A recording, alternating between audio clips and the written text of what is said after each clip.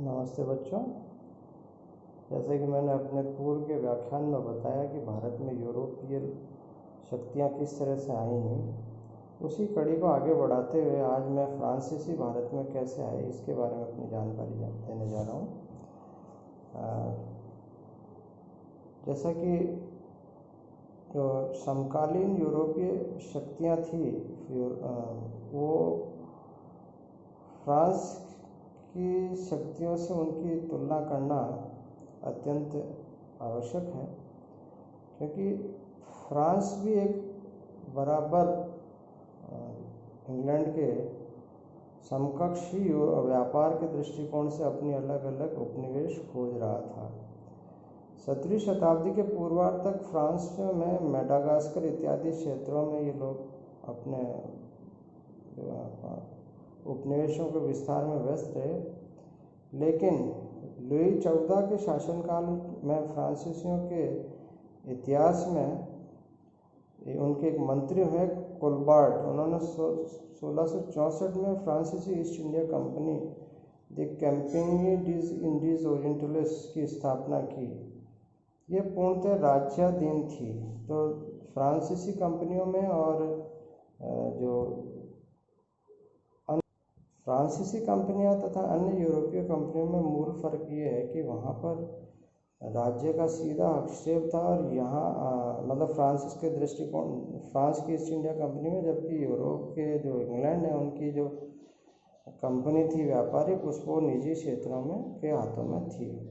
तो इस तरह से यदि नीतिगत निर्णय की बात करें तो फ्रांसीसी कंपनी को फ्रांस की सरकार से आज्ञा लेकर ही काम करना पड़ता था, जबकि ईस्ट इंडिया कंपनी जो इंग्लैंड की थी वो अपने हिसाब से अपना निर्णय लेती थी।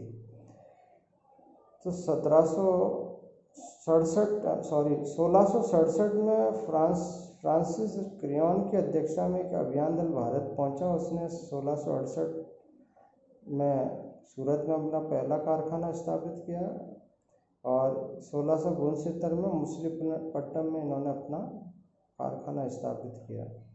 1672 में एडमिरल डे ने गोलकुंडा के सुल्तान से सेंथोन छीन लिया। 1673 ईस्वी में फ्रैंको मार्टिन और लिस्प्रिन ने वेलिकोंडापुरम के शासक शेर खान लोधी से एक छोटा क्षेत्र पुडुचेरी प्राप्त किया। फ्रांको मार्टिन के नेतृत्व में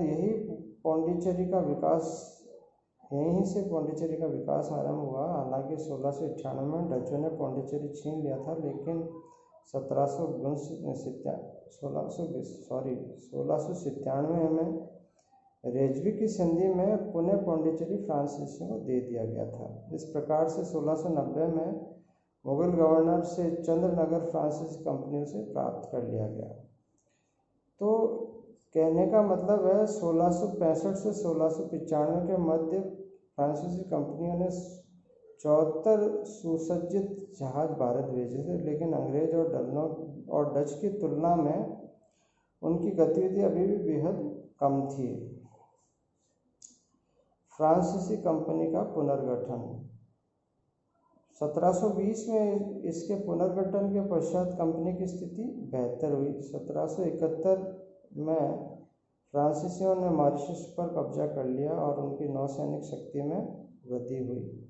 1725 में मालाबार तट और 1739 में कारिकल में उनका कब्जा स्थापित हुआ।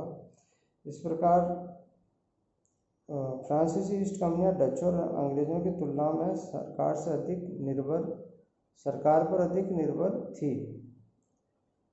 1672 से 1713 के मध्य फ्रांस प्राय इंग्लैंड के साथ लगातार युद्ध में व्यस्त रहा। यही वजह है कि 1706 से 1720 की अवधि में भारत में फ्रांसीसी प्रभाव का भारी ह्रास हुआ।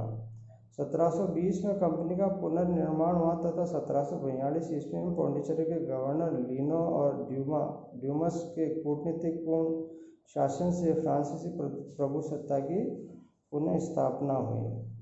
सर्वोच्चता के लिए एंग्लो फ्रांसीसी संघर्ष, जैसा कि मैंने अपने पूर्व के व्याख्यानों में बताया कि व्यापारिक प्रतिस्पर्धा के चलते हुए फ्रांस और इंग्लैंड के मध्य प्रतिस्पर्धा थी और इसी प्रतिस्पर्धा के कारण दोनों के मध्य 3 युद्ध हुए, जो प्रथम कर्नाटक युद्ध, द्वितीय कर्नाटक युद्ध और तृतीय कर्नाटक युद्ध के नाम से जाने जाते हैं। प्रथम कर्नाटक युद्ध 1740 से 1748 ईस्वी के मध्य हुआ।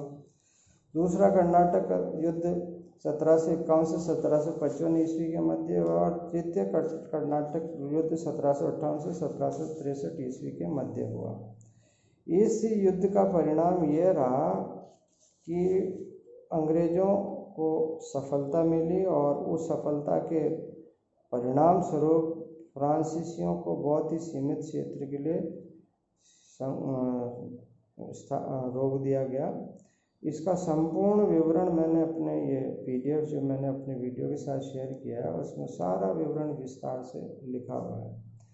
अब प्रश्न ये उठता है कि फ्रांसीसी असफल क्यों हुए, तो उसके पीछे अनेक कारण हैं। उसमें जो सबसे महत्वपूर्ण कारण है वो ये थे कि अंग्रेजों की व्यापारिक और आर्थिक श्रेष्ठता फ्रांसीसियों की तुलना में बहुत अधिक थी। आर्थिक दृष्टिकोण से अंग्रेज ज़्यादा समृद्ध थे क्योंकि इन्होंने 1736 से 1756 के मध्य 2.5 गुना अधिक व्यापार किया था। इसी प्रकार से कंपनी का जो स्वरूप था वो फ्रांसीसी कंपनी एक सरकारी संस्था थी जबकि अंग्रेज कंपनी एक प्राइवेट कंपनी थी। तो निर्णय की दृष्टिकोण से प्राइवेट कंपनी का निर्णय तुरंत तत्कालीन परिस्थितियों के अनुसार ले लिया जाता है, जबकि सरकारी संस्था में निर्णय लेने में समय लगता है क्योंकि एक विधि की प्रक्रिया के अनुसार उन्हें गुजरना पड़ता है और वो समय खाती है। अंग्रेजों की जो बंगाल में विजय हुई उसका भी बड़ा प्रभाव पड़ा। फ्रांसीसी मानसिक रूप से, मॉरली जिसे हम कह सकते हैं, वो बड़े नीचे हुए और परिणाम ये रहा कि अंग्रेजों की शक्ति बढ़ गई। उनके पास न केवल धन और जनशक्ति वरन एक मानसिक जो हौसला है उसमें काफ़ी वृद्धि हुई।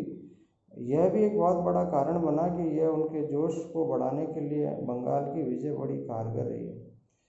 इसी दौरान जब फ्रांसीसियों का जो गवर्नर था डुप्ले, उसको पुनः फ्रांस में बुला लिया गया, तो यह निर्णय बहुत गलत साबित हुआ।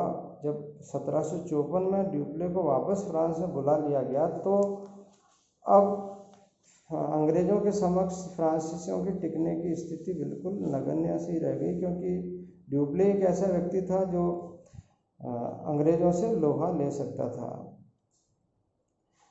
लाली की अदूरदर्शिता। डुप्ले की वापसी के बाद जब काउंट डी लाली को फ्रांसीसी प्रतिनिधि बनाकर भारत भेजा गया तब फ्रांसीसी अधिकारियों में परस्पर सहयोग की भावना कम हुई।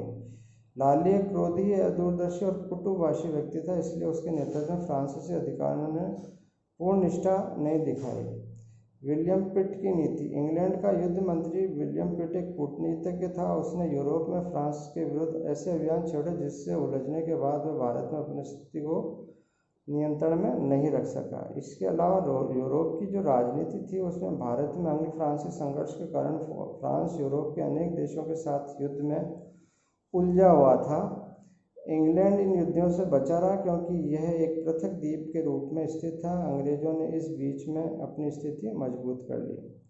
अंग्रेजों में परस्पर सहयोग की भावना। अंग्रेज अधिकारियों और सेनापतियों में योग्यता के साथ साथ पारस्परिक सहयोग की भावना भी विद्यमान थी, जिसके कारण उन्होंने एक एकता का परिचय दिया और फ्रांसीसियों को पराजित किया। फ्रांसीसी जल सेना का कमज़ोर होना।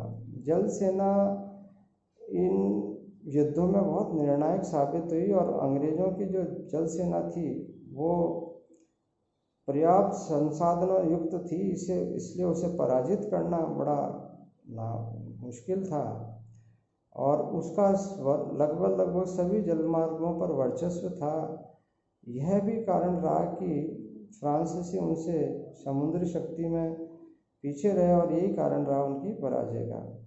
वैसे मैंने अपने संपूर्ण इस व्याख्यान को जो बहुत संक्षेप में समय सीमा के अनुसार देना पड़ता है, इसलिए मैं अपना सारा का सारा रिटर्न में PDF मैंने डाला है, उसको आप एक बार पढ़ लें।